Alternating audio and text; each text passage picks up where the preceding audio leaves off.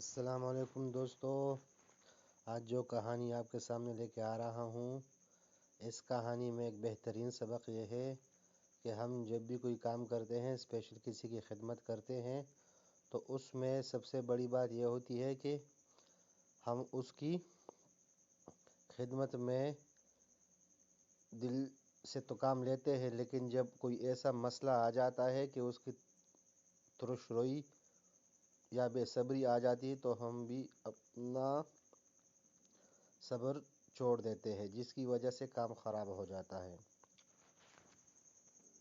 کہتے ہیں کہ ایک بار حضرت معروف کرخی رحمۃ اللہ علیہ کے ہاں ایک مہمان آیا جس کی عمر بہت زیادہ تھی اور تقریباً 100 سال کے قریب تھی، اور وہ مختلف بیماریوں میں مبتلا تھا۔ وہ رات کو خود بھی نہیں سو سکتا تھا اور کراہنے کی وجہ سے دوسرے کو بھی سونے نہیں دیتا تھا۔ حضرت معروف کرخی جان و دل سے اس کی خدمت کرتے رہے اور رات بھر جاگتے بھی رہے۔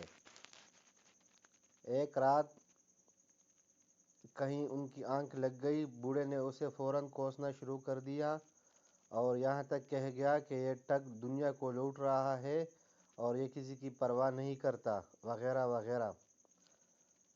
یہ سخت اور تلخ باتیں ان کے گھر والوں نے بھی سن لی تو انہوں نے کہا کہ یہ بوڑھا نہایت احسان فراموش اور کمینہ ہے، اسے چلتا کرو یعنی اس کو یہاں سے جانے دو۔ معروف کرخی رحمۃ اللہ علیہ نے جواب دیا کہ اگر تم تندرست اور خوشحال ہو تو بطور شکرانہ ضعیفوں اور بیماروں کا بوجھ اٹھاؤ۔ دیکھتے نہیں کہ کرخ میں لاتعداد قبریں ہیں، لیکن تنہا معروف کی قبر مشہور ہے اور باقی لوگوں کو دنیا بھول چکی ہے۔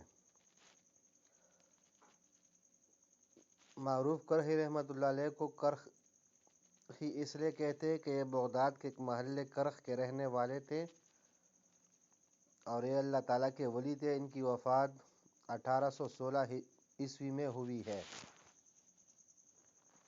تو دنیا کن لوگوں کو نہیں بھولتی اور دنیا کن لوگوں کی قدر کرتی ہے؟ صرف ان لوگوں کی جو دوسرے کے مصیبتوں میں کام آتے ہیں، لیکن مصیبت میں دوسروں کو چھوڑتے بھی نہیں ہیں، تنہا شاید، اور جتنے بھی مسئلے مسائل آ جائیں ان کو نہیں چھوڑتے، صبر سے اور خوشی سے ان تکالیف کو برداشت کرتے ہیں۔ یعنی غیرت اور کامیابی کا ایک ہی راستہ ہے کہ ہم لوگ ہر کام میں صبر سے کام لیں، چاہے وہ کام کتنا ہی طویل ہو جائے، کیونکہ صبر کا آخر ہمیشہ میٹھا ہوتا ہے۔ جو معروف کہاوت ہے کہ صبر کا پھل میٹھا ہوتا ہے۔